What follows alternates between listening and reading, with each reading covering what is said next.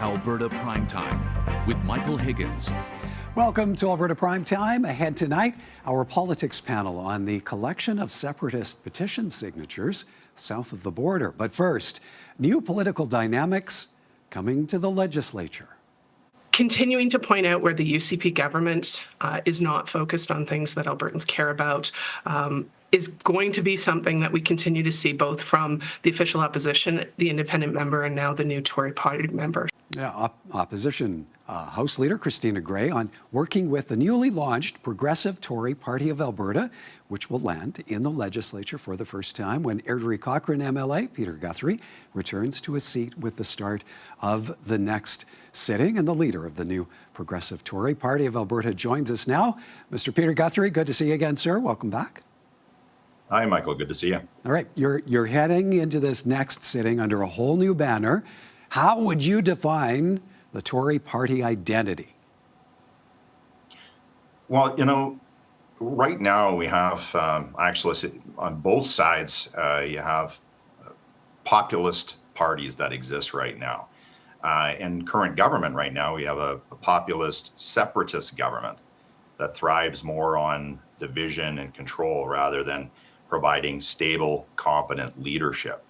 So that's what we're going to be looking to do, is to establish ourselves as a party that is actually fiscally responsible, one that believes in limited government, actual accountability and transparency, but taking that a step further with enforceable consequences.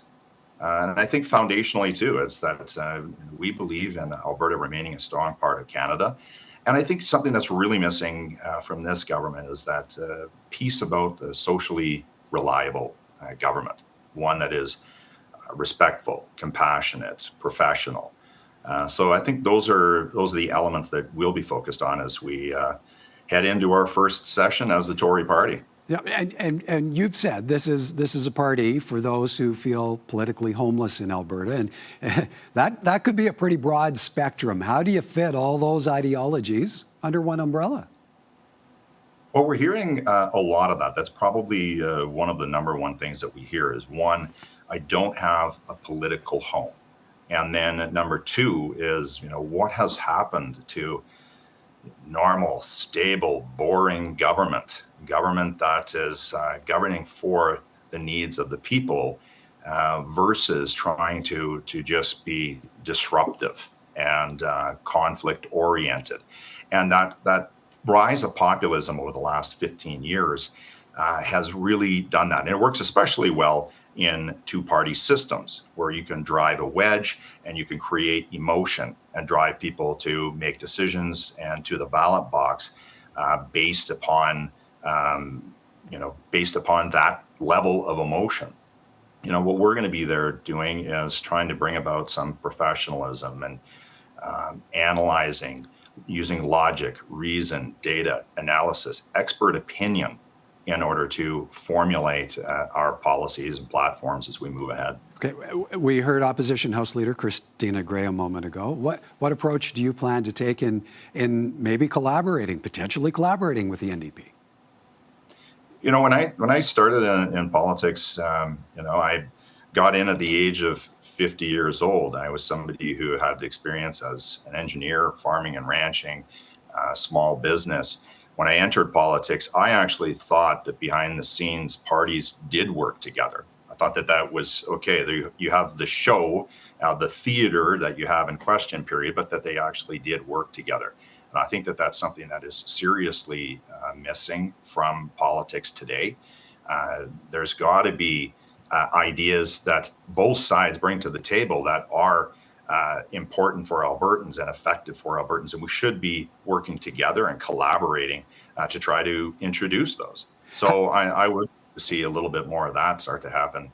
But that remains to be seen. Maybe to follow up on that, how does MLA Scott Sinclair fit into your picture? The understanding is he remains an independent. Yet, only had to remember back to last summer when the two of you were pitching the progressive conservative branding for a new party. This has been really difficult. The UCP have done everything that they can to get in our way. There has been multiple threats of litigation, formal litigation, court injunctions. They even brought forth legislation to stop us from being able to create the Progressive Conservative name by banning the word conservative. Further to that, the UCP have gerrymandered out Scott Sinclair's riding up in Lesser Slave Lake.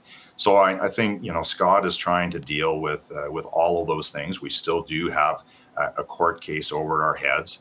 So, I think Scott is just trying to deal with his constituency and those matters that are before us. So, I'm not pressuring him. I'll just let him kind of work through it. And certainly he and I have a good working relationship, and we'll be working together heading into the ledge, even though we're not in the same party at this moment. Okay, a lot of focus at the moment on Edmonton MP Matt Genereux crossing the floor to sit with the federal Conservative government. How much effort do you put into potentially luring other MLAs into your fold, be they members of the caucus you previously sat with or from the opposition?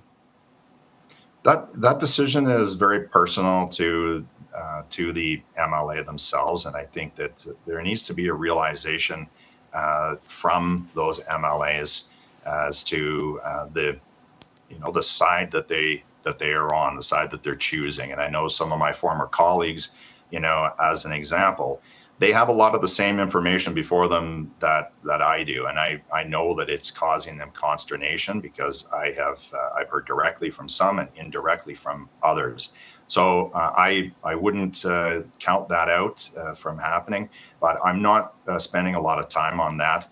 We have a lot of work ahead of us at the Tory Party, so we're focusing on finding and recruiting good candidates, creating constituency associations, and bringing volunteers on board. So we have a lot of work ahead of us, and that's where my focus has been. Okay, I have time for one more question for you. Sure. With so much division and debate building over the separatism push, how do you feel that particular issue should fit into the sitting ahead?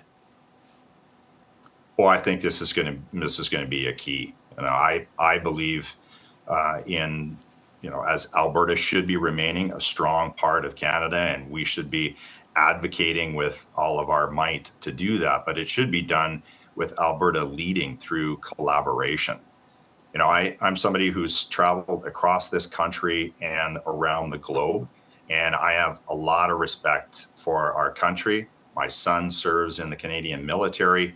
As a kid, I lived abroad, and it was during the Iraq-Iran conflict. And we had to flee a war zone at that time, and it was Canada that came through for our family. So it may not be perfect, but Canada is the envy of the world, and I'm going to do everything that I can to defend it. So I do believe that that will be a central focus coming up for the next possibly up to a year to this independence vote. And I do think it's fascinating that we are hearing rumors of various UCP MLAs signing the independence petition. I know of a handful that have signed, and there was certainly no rumors of them signing the Forever Canadian campaign that when it was circulating. All right, which I believe you did sign yourself. I did, yes. All right. Okay, afraid we have to leave it there for time. But as always, appreciate your time, Mr. Guthrie. Thank you, sir. Thanks, Michael. Good chatting with you.